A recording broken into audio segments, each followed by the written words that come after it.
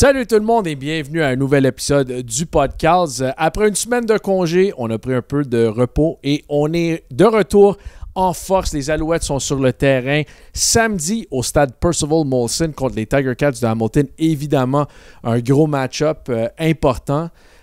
Plus grosse game de l'année. Je peux-tu dire ça? C'est trop tôt pour dire ça? Mais à date, je pense que c'est celle-là. C'est pour la première place dans la division Ouest. C'est sûr que les Alouettes ont perdu 4 de suite. Les Tiger Cats en ont perdu 3 de suite aussi. Mais les Alouettes sont à 2 points des Tiger Cats pour la première place dans la division Ouest. On a une émission quand même assez chargée. Notre invité cette semaine, Tyson Philpot, qui pourrait ou ne pourrait pas revenir au jeu contre les Tiger Cats. On va attendre la confirmation avant la rencontre, mais on va parler à Tyson, voir comment va son rétablissement et son mindset. So, big show. We've got Tyson Philpot, like I just said in French. It's going to join us in just a couple of minutes, but obviously, huge game. We're coming off a bye week here.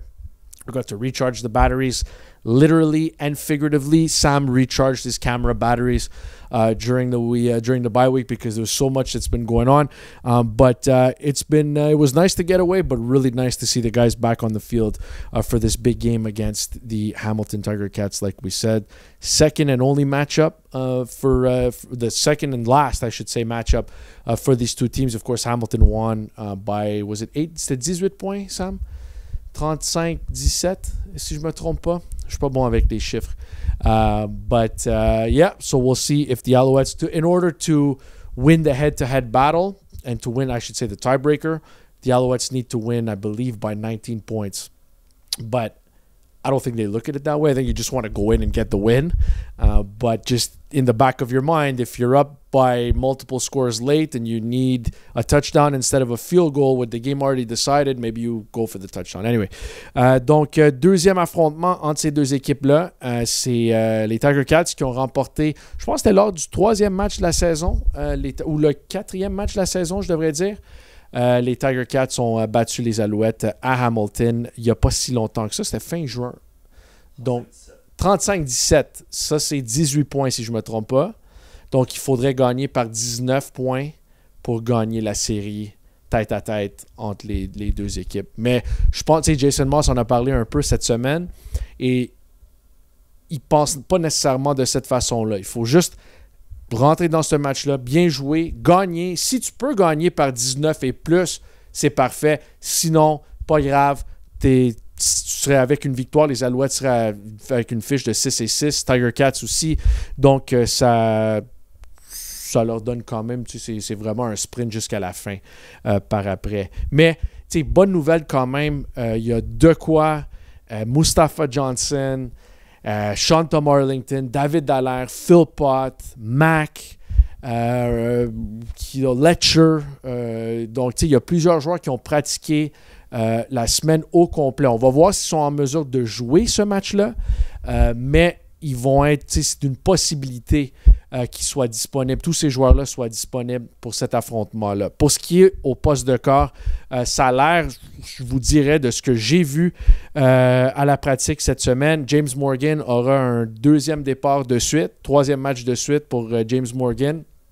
Et la seule chose, la chose qui change la donnée, oui, on a une semaine de congé qui lui donne un peu plus de temps pour préparer, mais quand tout le monde est en congé, tu ne peux pas préparer avec tes coéquipiers. Donc, tu te prépares seul.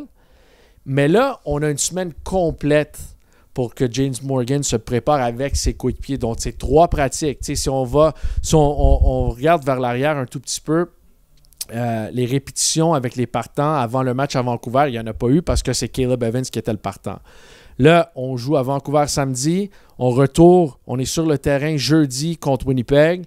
Et c'est une pratique et c'est tout. Donc, tu sais, il n'y a pas eu beaucoup de répétitions. Je trouve que cette semaine, avec les 3 pratiques complètes, je trouve que James Morgan, il a l'air confiant. Il a appris des leçons lors de ses 2 premiers matchs en tant que corps partant pour les Alouettes. Et je trouve qu'avec les joueurs qui reviennent autour de lui, c'est vraiment c'est une grosse... C'est une grosse chose, c'est une bonne chose pour lui parce que là, si Philpot revient, si Austin Mack revient, si Shantom Arlington revient, comme on a vu pendant les pratiques cette semaine, c'est sûr que ça donne un boost à l'attaque. C'est clair, ça va aider un jeune corps arrière s'ils sont en mesure de jouer. S'ils ne sont pas capables de jouer, il va falloir trouver cette chimie. On l'a vu un peu cette semaine avec Charleston Rambo. Tyler Sneed était limité toute la semaine. On va voir s'il est en mesure de jouer. Mais il faut bien courir. Le jeu au sol est un atout pour cette équipe-là et pour gagner ce match-là. On a vu lundi le match entre Hamilton et Toronto, les Argonauts, une des raisons pour laquelle ils ont gagné ce match-là, un match absolument fou, absurde, c'est parce qu'ils ont bien couru avec le ballon. Il y avait une attaque quand même assez balancée. Donc, il faut être en mesure de courir. C'est soit avec Erlington s'il est en mesure de jouer, soit avec Travis Tice, soit avec Stevie Scott. C'est sûr qu'il faut être efficace avec le jeu au sol pour aider un jeune corps arrière ou un corps, il y a 28 ans, mais c'est un corps qui n'a pas beaucoup de répétitions depuis qu'il est au Canada. Donc, un bon jeu au sol, ça aiderait les choses beaucoup. Bon, le jeu aérien est important aussi. On va être en mesure de voir, comme j'ai mentionné, si Austin Mack et Tyson Philpot pourront jouer contre les Tiger Cats. Notre invité dans quelques instants est le numéro 6, le joueur qui a capté le toucher gagnant lors de la 110e Coupe Grey. 110e, right? Ouais. C'était 110, non? On est rendu à combien? Anyway, c'est Tyson Philpot qui a capté le toucher de la victoire en 2023 à Hamilton pour donner... C'est 110, mais oui, pourquoi tu me doutes, Sam? Pourquoi? Tu me doutes? T'étais pas sûr, OK. Mais c'est Tyson Philpot, évidemment, qui a marqué le toucher de la victoire lors de la 110e Coupe Grey. Il sera mon invité dans quelques instants.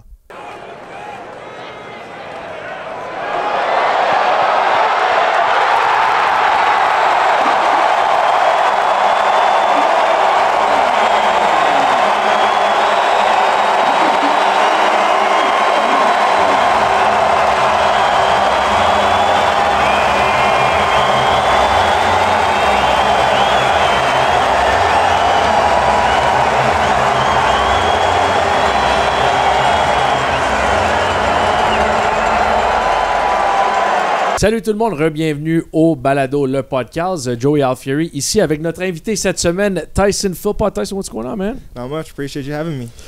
Anytime. We've been looking forward to seeing you back on the field. And I was wondering this, ahead of this game against Hamilton on Saturday. Like, when I sit down and watch like a football game, like I'd bust out like a pizza or chips or whatever. Like when you're hurt and not playing. Yeah.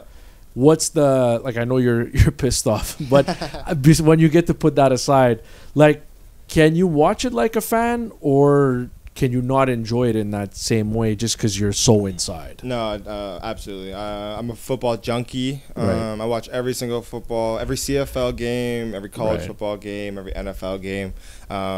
It sucks to watch it from the TV, but I really enjoy just watching football itself. Wings, pizza, Yeah. the whole. Oh yeah. Wings, yeah. Pizza, I'm a dip guy, like a buffalo ranch dip or something like that. For wings. Oh no, for like dip, chips and stuff like that. Okay. Yeah. Not pizza. You're not dipping pizza. Pizza for football is not really mine. Really? Nah, I like the wings, but pizza is. Yeah. Flats or Drums all the way. Drums all the way. I agree, 100%. Sure. I'm with you on that. I can't believe that's like even a conversation. yeah. There's like more meat on the. I really would leave the flats. I usually go drums first, and then if I can finish the flats, I can. Most wings you've eaten in one sitting, you think? Like, are you a big eater? Yeah. So we used to go to all you can eat in college. Goodness. And I want to say like 3.5 pounds. 3.5 pounds? Yeah. How many wings is that? I think it's like 40. So like what? Goodness. 2 pounds. You had 40 wings Yeah. in one sitting? 3 pounds is like 12 a pound, right? So Right. 36. So Yeah. I'd say about 40. Yeah. And they were like serious sized wings too. But this is like, after practice. Right, okay, you've just worked out. But still, that's a lot of wings in one. All the boys, we would all I think it was just, we used to do it literally every single week. So it just was normal. Yeah. You're from, staying on that track, you're from Delta, BC. Yeah. You're from Ooh. Vancouver. Yeah. One Surrey, BC. Surrey, BC? It's not Delta? See, I'll bring it up now. Delta, BC is my high school. Surrey, BC, I was born in Surrey. Okay, but, we got to check the CFL. No, it's okay. No, hey, let's get it right. Delta, let's get it right. No. Okay, Surrey, BC. Yes, sir. So what's one thing, the food-wise, that you miss when you're here? Yeah. Like one thing you can't get here that you get over there? I mean, you can get it here, but quality is sushi, 100%. Really? Sushi in Vancouver is top tier. It doesn't matter if you're in Surrey, Vancouver, Richmond. Like, you can go to a mom and pop shop around the corner. Right. It's all gonna be authentic. $3 a roll, like just good prices and good fresh fish. I can't do sushi, man. Like really? I can't. It's like a mental block. It's like I can't even say that I don't like it because I've never had it. But it's the raw stuff is a mental block. Like, give me some advice. Like, how do I get over this? So my wife's been trying. So have you gone like the chicken sushi route? No, but I'm saying like the chicken and stuff like that. It's just the raw fish. Like the cooked stuff or the veggies for sure. No problem there. Yeah. So it took me a while. Like, I would say I've probably been eating sushi for like 6 to 7 years now, but like I was the one against it. Like, I'm there eating noodles and stuff when everybody's eating sushi. I've been there. Yeah, I've been there.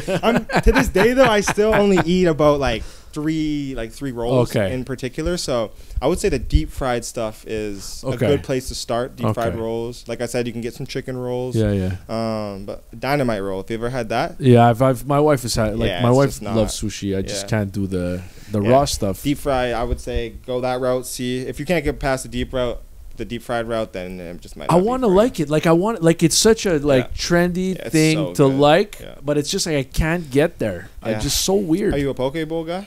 Not really. Yeah, same. It's the same. It's the same deal. Yeah, I can't do that either. Yeah.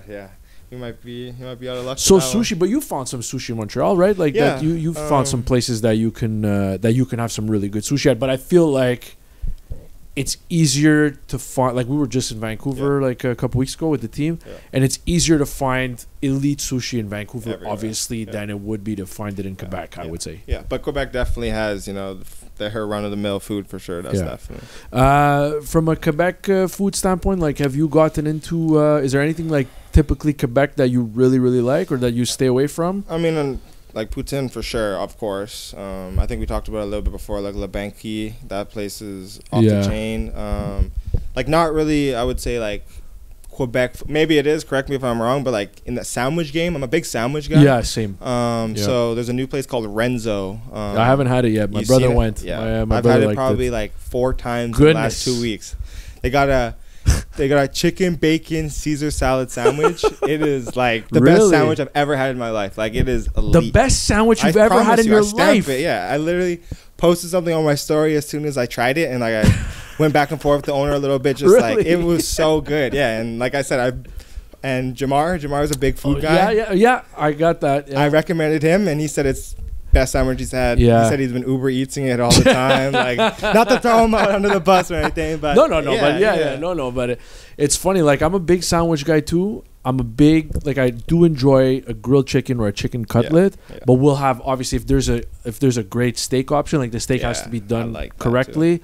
But I haven't had Renzo's yet. You've done the what's the other one? Bosa. That's a lot. Yeah. That's like a staple around here. Clark Cafe is one that we've done a lot too. Clark has been. Lual put me on that one. Yeah, Clark like Cafe. I might have put Lual on that. Did you? Yeah, Clark is legit too. Yeah, he told me about that. There's a bunch of good ones. If we can go, I can keep talking about food for like an hour. But on a more serious front, before we get back to the fun stuff, like, how tough is this stint mentally for you? Because like you've missed time before, but it just seems like every time you miss, things don't go as well for the rest of the team on the field. But I'm just curious, like, what have you lived here the last like month plus? Yeah, it sucks, just wanting to be out there with your teammates, especially when they're going through these tough times. You always have those kind of thoughts, like, I could be out there and make that one play that could, spark this drive, or spark this team. And,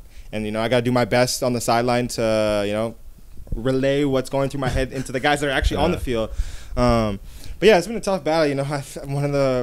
My number one goals coming into the season was play all 18 games, be healthy. Every year, it sucks that we have to have this conversation, have some kind of setback. something. But just something I've learned, control what you can control. Yeah. I do everything I can every off season and stuff to make sure that the body is gonna to last. It's just little things happen, and it's the sport we play. It's football, man. I mean, it's kind of just what it is. But like, dude, the number, it's like the number of guys that went down. Like, I haven't seen anything like this. Like when we were in BC, and I saw Caleb go down, and I'm just like I've never seen anything like this before. Like, 2 of the top receivers are out. You're down to quarterback number 4. The running back's out. The fullback ends up leaving the game. The starting safety's out. You haven't had your best interior defensive lineman since the beginning. It's like it's just nuts. Yeah. Like I've never seen or been a part of anything like this. Yeah, neither have I. I've never, not all being out and like as serious as these injuries were too, to hold guys out for more than just one game. Yeah, that's tough. Like just finding new leaders on the field too, and just finding that chemistry. Like you said, QB4 is now throwing to guys that he hasn't thrown ever with, or but yeah, it's just that's Coach Moss' philosophy though. Next man up. So I think that's why, regardless of the wins and losses, that's why this team never folds, never cracks. It's that bend mentality, but don't break. Everyone trusts in the next guy up. It's not gonna be a dip. So I think that just that being installed within everybody allows us to be in the position we are going into this game. Like outside of the physical traits and abilities, and like put that aside, like what's the key to getting open at the pro level? Yeah, I mean, I'm going to speak on Canadian football and like a CFL mindset. Being in the right place at the right time. Realistically, it's. You'll realize that within this game, it's all about pace. It's all about not being somewhere too fast, and just understanding, what the defense is doing as well. You can, like I said, you can be the best release guy, best route runner, but if you run too fast and you don't understand the zone, you're not going to get the ball. He's going to move on to his next progression.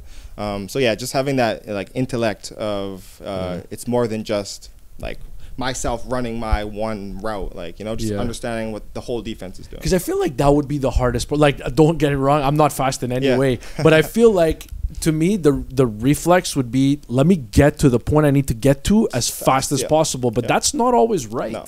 And that's something Coach Lionello, Mike, my first year after we had our little exit meeting, and that was one of the critiques he had for me too.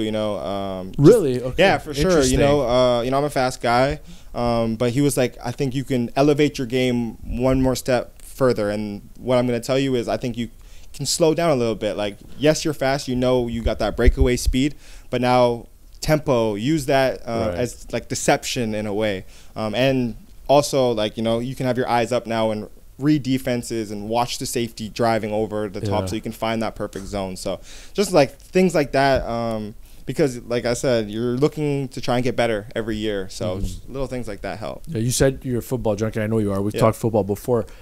How much have you had an opportunity to think about what Travis Hunter's doing? Like the Jaguars depth chart came out, and he's starting receiver, backup corner. Like, I think it's so dope. Do you think you'd like if you gave enough time to playing corner? Do you think you'd be able to do 100%. It up here? Yeah. Yeah, at a pro level, that's no disrespect to any DBs. But if you had the time to you put in the time. If you go back to my high school years, I was considered a safety. Like all the U.S. teams that I reached out to and stuff, they all were like, you're not fast enough to play receiver down here. So we could see you as a physical safety. You got like, and like you're too short. Like you're 6 foot 5'11". That's not tall enough for us. Like it was that whole eye to eye. It's funny, where we're sitting right now, and some of those guys were at those schools that I was reaching out to, and now they're behind me on the depth chart. Like who did you have conversations with back then? I talked to Eastern Washington, all those like West Coast. I did the whole camp at Wazoo, Washington, Eastern Washington. I was really close to getting an offer. I had a walk-on offer, but it was at DB. And I was just at that point, I was like, I've worked so hard to be a receiver. Like it hurts my soul to switch for a coach. And realistically, like now I'm coming in, never playing DB. Like seriously, like, do I have a real chance? I think you made the right call. Yeah, though. I think so too. How quickly if I walked into your place, how quickly would I realize that what you did for a living? Oh, right away. Oh, yeah? Why? Trophy cases are out. Oh, yeah? Grey Cup ring is out there. Okay. Vanier Cup ring is out there. Yeah, I got all the memorabilia up there. The ball, did you end up keeping the ball? Yes, sir. You kept the ball? I still got the ball. It got a little smudged in the move, but it's still very legible. But, yeah, that's front and center. How much you think about that play? Like, do you still think about that a lot? Absolutely. Like, that's that's an all-timer. Like, that's an all-time.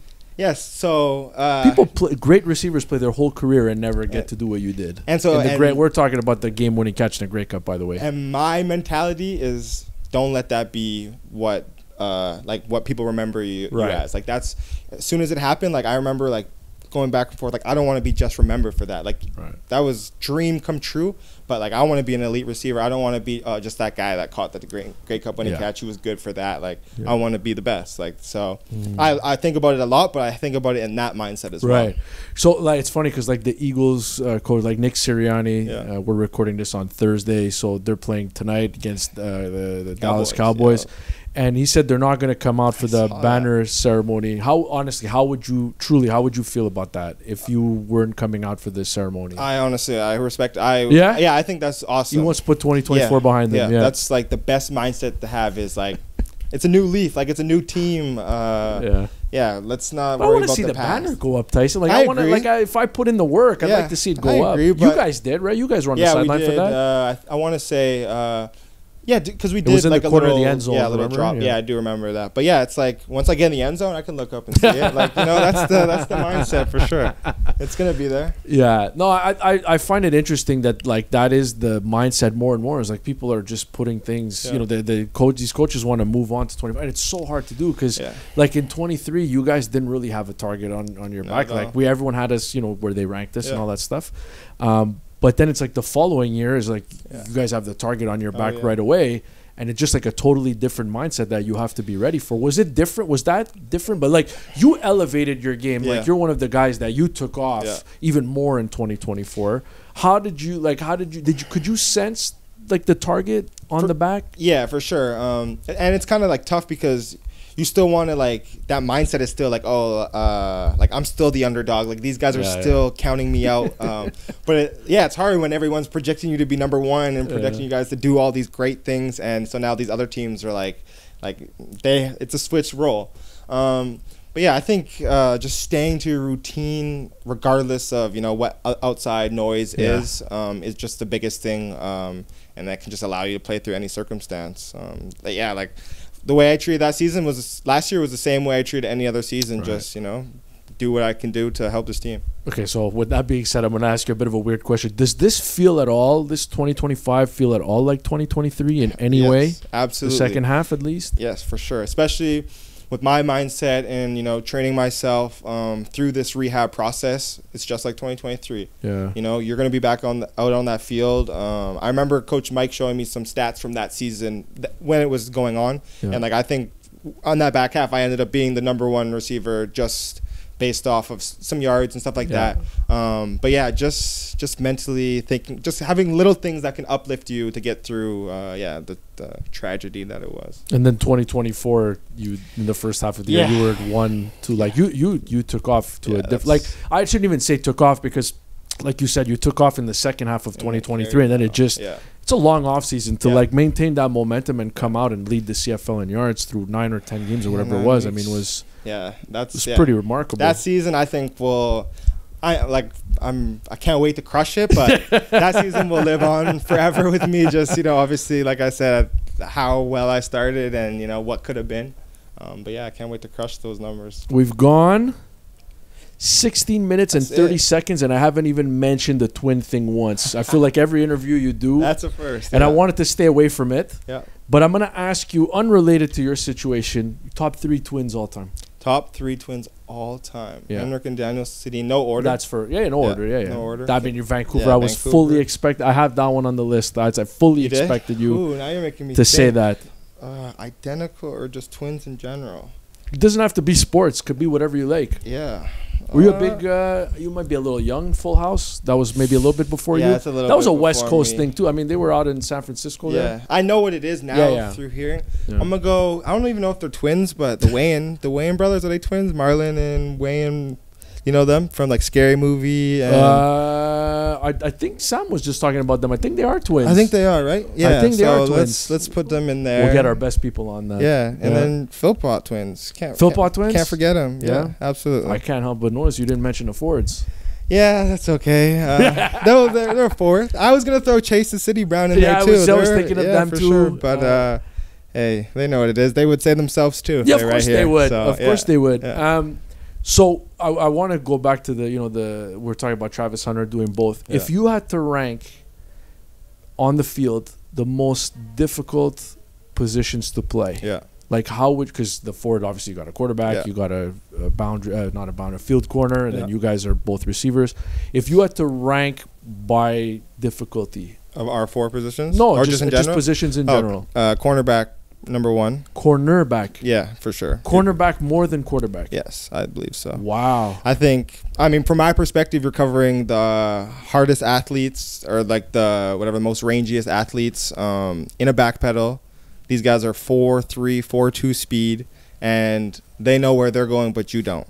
Quarterback for sure too. I guess you could go 1A, 1B. I've never been a quarterback either, so I don't know all that. But like, I know how hard it is. Davis might have something to say about this. For sure. But like, I know quarterbacks might hate me for this, but I feel like you have a strong arm. You study your plays and stuff like that. Like I'm talking like physically hard. Exactly. Because mentally, it's on a different level. For sure. Yeah, you gotta. But you interpret it however you want. So you say corner. Yeah, then cornerback. Then I'm gonna go QB. And then you said top 3, or whatever you want. Okay, and then I'll give you top 3. Let's go. I'm not gonna go receiver because people all hear that. Let's Receiver's go. Easy. It's not easy. You make it look easy, but I know it's not easy. Probably maybe O-line, low-key. Yeah, maybe. Yeah. Like what? The tackles are out there. Yeah, I was gonna say tackles. They're out there on an island, and they're going against some beast athletes, and just kind of the same thing as the DB. Like those twists, they know what they're doing. Right. We know we're setting back, and we know. But that's tough, And there's a guy coming, a looper from the opposite side to see that. I give him props. So I'll go cornerback, quarterback, and we'll say tackle. Okay. And so where would receiver, like what's below receiver in terms of difficulty? I'm going to go free safety. It was below receiver, okay. Below receiver. Yeah. And kicker. Kickers at the bottom. I was gonna say kick aside. I was gonna. Nah, I know that it's hard. Look, they're all hard. Like we're not saying anything's easy. Just to be clear, I don't want Maltos or Dequat coming after us. Those guys are ballers. Those guys are ballers, but just it's all hard. Like we know, but we're speaking relatively. I feel like those guys were born to kick. So that's just to them. It's probably easy. Yeah. How about because obviously Maltos, all of his not all of his. Actually, it's not fair. His longest kick was in Calgary, and he had a long one last year. I mean, you played college there, like the ball just flies out there. It's crazy. I mean, he did it here too, but it's just, what's the craziest thing you saw? Because the Dinos just had a long, like an 80-something yard single. Did they not to tie a game or whatever? It was crazy. Coach Ryan Sheehan, shout out to you. It was great play call. I know you guys couldn't finish it, but it was awesome. Fake the onside and kick it to the back. That's so smart.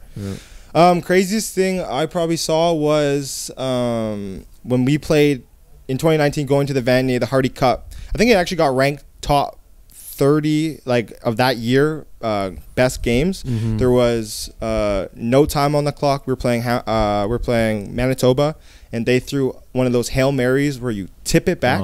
They caught it with 0 seconds left, tied the game, or they're down 1. Instead of kicking the extra point, they go for 2. Shout out Grant McDonald was in that pass window. No time left. The receiver could have caught it. He dropped it, and we won.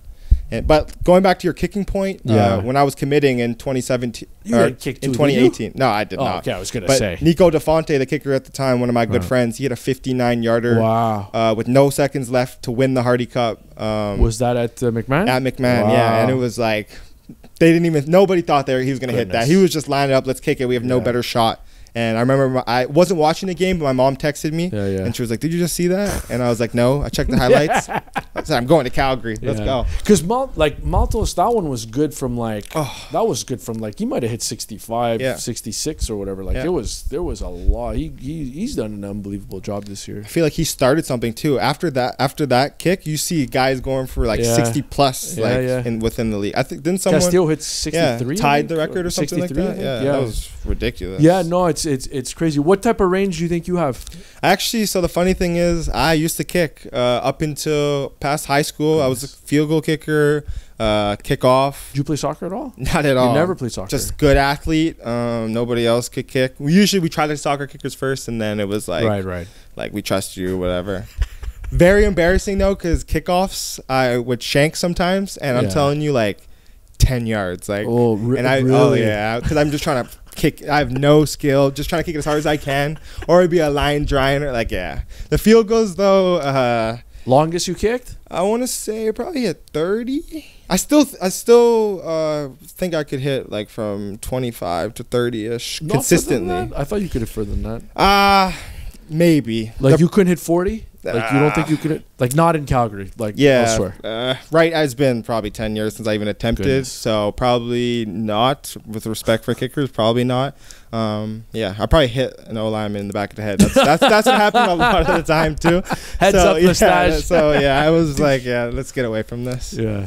So just like, what's the mentality here, like going into the end of the season? If we could, if we talked a little bit, like you mentioned, it feels a bit like 2023, but like for you, do you give yourself goals like down the stretch? Is it more team focused? Like what's your approach here? I mean, definitely team focused at this point. I mean, stats are out the window. That has doesn't matter to me at all.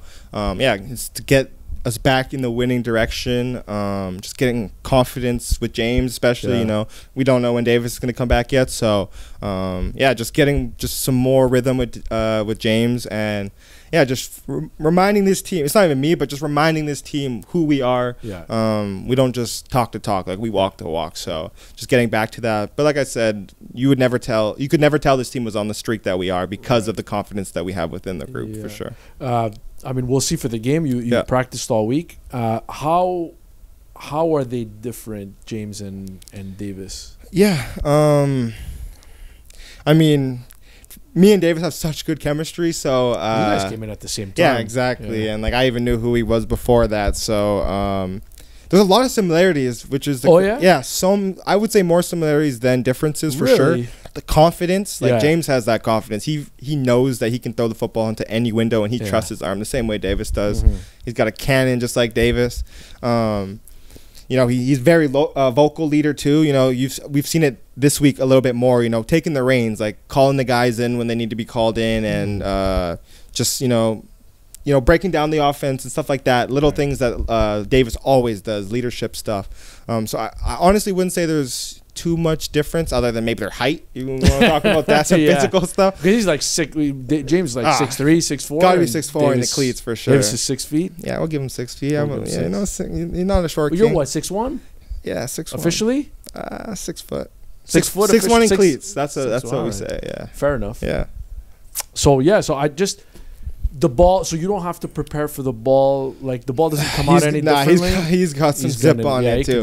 There was it actually took me a little bit, not because they're different, just maybe because he's a little bit taller, the arm angle is a little bit different, the ball's up a little higher. But there was a couple inside routes, not even this week, but last week when I was starting to get back and James was just throwing on the side and stuff, he was throwing them right through my hands, and I was like, damn, okay, like you have some zip. I need to prepare for this a little more like Davis. But now we're right on the same page. He's got a cannon for sure. Wish you all the best, bud. Thanks for doing this. Can't wait to see you get back on the field. It'll be fun. Can't wait. Not the same when you're not out there. Yes, sir. We got to put on the show. On revient avec un peu plus d'analyse avant le match Tiger Cats Alouettes samedi à 13h. It's been a long time, right? It's been a long time. Damn right. Too long. How does it feel? Feels great. Back to 100%. But just a blessing to be back out here with my guys. Unfortunately, it feels like a reoccurring conversation we have every year. It sucks, but do what I can to get back on this field and help my team out. hopeful are you that the injury bug is a thing of the past, not only for yourself, but for the whole team, moving forward? Yeah, definitely. It was kind of crazy. I've never been a part of something like that where we have so many starters out at one point. But yeah, hopefully we're getting past that. We've done a good rehab plan. A lot of the guys are getting back after this bye. So just hoping to be healthy and show everybody what we're about when we're full strength. Coming back at the same time with Austin Mack, both of you, what does that bring to the offense? Yeah, it's huge. Just some veteran presence. Just to help James. Be more comfortable. Give him some veteran targets. Me and Austin bring some explosiveness to the offense. Alongside what Tyler Sneed and what Charleston Rambo and Cole have been doing. But yeah, I think it's just getting that groupness together. And just waiting on Davis Alexander. And while you wait, you'll still be playing for first place. Yeah. How does that feel? 100%. Throughout this whole process, I know we're on a 4-game slide, but this team hasn't felt that. We feel like if we take it one game at a time, we'll be right where we want to be towards the end of the season, and that's how Coach Moss preaches it, one week at a time. How tough mentally it was to miss so many games? Yeah, definitely. Just watching my guys go out there and play without me is tough. I missed the Calgary game. I would have loved to play a BC game. I've never played in BC. But yeah, just knowing that I can be out there contributing and helping this team win is what hurts the most. We lost so many close games too, so it's things that I could have been out there to help. But at the end of the day, it's just about getting the full team back and getting that rhythm that we have at the start of the season. And yeah, this team isn't worried. So the first real head-to-head between the Philpot brothers, the real first one with two regular players, we'll have to wait next year? No, we play them September. I got that circled on my calendar. They come in to play us, but Grey Cup too. Always looking to play my brother in the Grey Cup. They're doing pretty good over there, so we'll make sure we get there too. Bon, dernier segment du PodcAls et merci encore une fois à Tyson Philpot qui a été assez généreux avec son temps. Il y avait des statistiques, il y a beaucoup de... Dans l'après-match qu'on fait après chaque match, j'ai la chance de parler indirectement aux partisans parce que vous me laissez beaucoup de commentaires. Et je trouve que ça fait une couple de semaines que la défensive, vous êtes sévère avec la défensive, si je peux dire ça. Et est-ce que c'est parfait? Non. C'est sûr qu'avec le nombre de blessés, avec un Mustafa Johnson, Marc-Antoine Dequoy qui pourrait revenir, Ento est revenu lors du dernier match contre Winnipeg. Mais je trouve que même avec les gars qui manquent, l'unité de Noel Thorpe joue quand même assez bien. Il y avait une couple de statistiques que j'avais vues, que je voulais mentionner dans le podcast. Si on regarde les points alloués à l'attaque adverse, donc ça inclut pas les interceptions pour toucher ou les touchés marqués sur les unités spéciales, mais vraiment les points concédés contre les attaques adverses. Les Alouettes concèdent 23,5 points par match. 3e dans la Ligue canadienne de football, 1er dans la division Est, quand même. Ils sont 2e pour les sacs du corps cette saison, 26. Isaac Ariami-Berglund, 2e saison en tant qu'Alouette. Il a connu une grosse saison l'an passé. Il est 1er dans cette catégorie-là pour les sacs cette saison. Les Riders sont la seule équipe qui ont plus de sacs que les Alouettes. Ils en ont 33. Donc, je trouve ça quand même intéressant. 2e dans la Ligue pour les verges nettes allouées à 349,1. Donc, on voit que, et dernièrement aussi, la chose qu'on ne peut pas oublier, c'est que l'attaque, on a arraché un peu, là, on va se le dire, mais la défensive est sur le terrain beaucoup. Temps de possession en attaque, les Alouettes sont 2e du bas. C'est sûr que quand Davis Alexander était en santé, et même là avec James Morgan, ça se replace un tout petit peu, mais les Alouettes, je pense que c'est juste Edmonton qui a le ballon moins longtemps que les Alouettes. Ce qui veut dire, avec tous les blessés au poste de corps arrière, c'est sûr, c'est normal que ça allait arriver. Mais, la défensive est quand même sur le terrain beaucoup. Et je trouve que pour le travail qu'ils font avec les blessures qu'ils ont et le nombre de minutes qu'ils sont sur le terrain, je trouve ça quand même intéressant. Là, c'est sûr qu'il y a des statistiques qui sont moins bonnes, mais je vous montre des statistiques quand même assez clés selon moi. Et parce que quand j'écoute un match, des fois, vous êtes sévère avec un joueur ou une unité. Puis, tu sais, je vois d'où on vient. C'est sûr que, tu sais, en termes de provoquer des revirements, dernièrement, ça a été un peu plus compliqué, c'est sûr.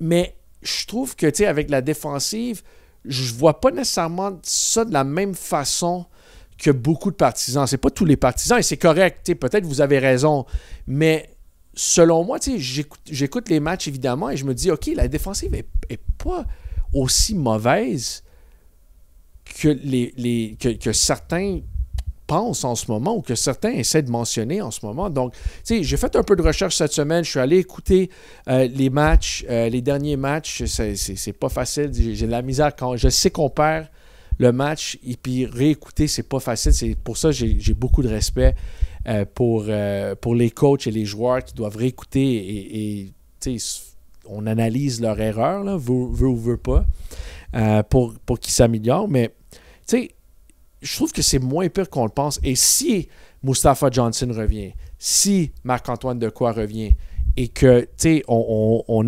retrouve la belle chimie qu'on avait en début de saison, je pense que la défensive va être correcte. C'est la même chose, très honnêtement, en attaque. Tu sais, si tu peux commencer à avoir des morceaux, tu sais, des Hurlington ou des Philpot et des Mac qui reviennent bientôt, et là, tu as un Morgan qui est de plus en plus confortable, éventuellement, Davis Alexander revient.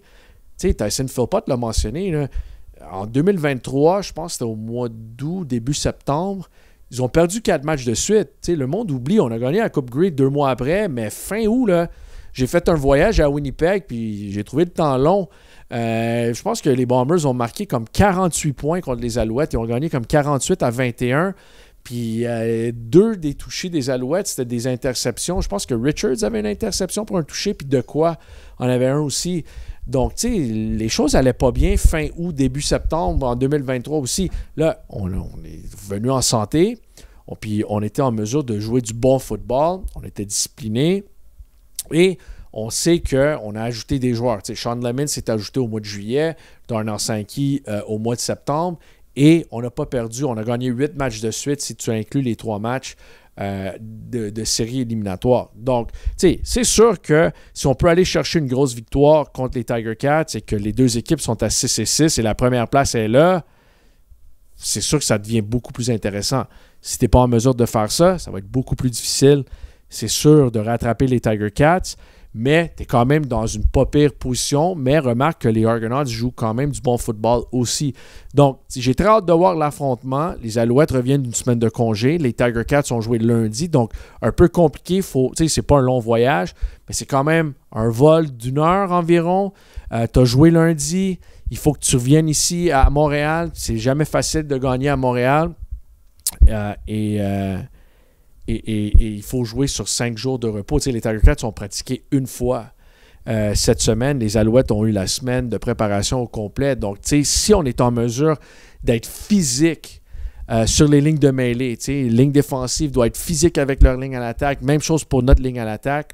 Tu sais, c'est vraiment un match tu sais, on peut gagner ce match-là. Donc, j'ai hâte de voir l'affrontement. Puis samedi après-midi, j'aime ça. Tu sais, j'aime voir les matchs en après-midi, le week-end, là, c'est toujours le fun. On n'a pas eu à domicile à date. Donc, samedi à 13h. Si vous n'avez pas vos billets, visitez le goalsgo.com. Soyez là parce que c'est un gros affrontement et c'est vraiment un match important. Et au football, c'est le sport où les partisans ont le plus d'impact sur le résultat. Donc, vous pouvez rendre la vie très, très, très difficile pour Bo Levi Mitchell et les Tiger Cats de Hamilton si vous faites beaucoup, beaucoup de bruit. Donc, ça pourrait aider. Merci beaucoup tout le monde. Merci pour tous les commentaires. Abonnez-vous à notre chaîne YouTube et à nos plateformes médias sociaux, s'il vous plaît. On apprécierait tout ça. Et qu'est-ce qu'on fait? On demande-tu des ratings, le podcast 5 sur 5? Est-ce qu'on veut juste des 5 sur 5, Sam? Ou on accepte-tu des 2 sur 5? 1 sur 5, on accepte ça? Ah ouais, 3 et plus. Donc, si vous n'aimez pas le gris sur gris aujourd'hui, ça, c'est un 3 sur 5. Mais si vous avez apprécié Tyson Philpot qui nous a donné comme 25 minutes de contenu, s'il vous plaît, là, fallait pas Pas besoin de mettre le 5 étoiles pour moi, mêlé pour Tyson Philpot. Merci beaucoup tout le monde. Merci à mon chum Sam derrière la caméra et on se recroise au stade samedi après-midi. Merci.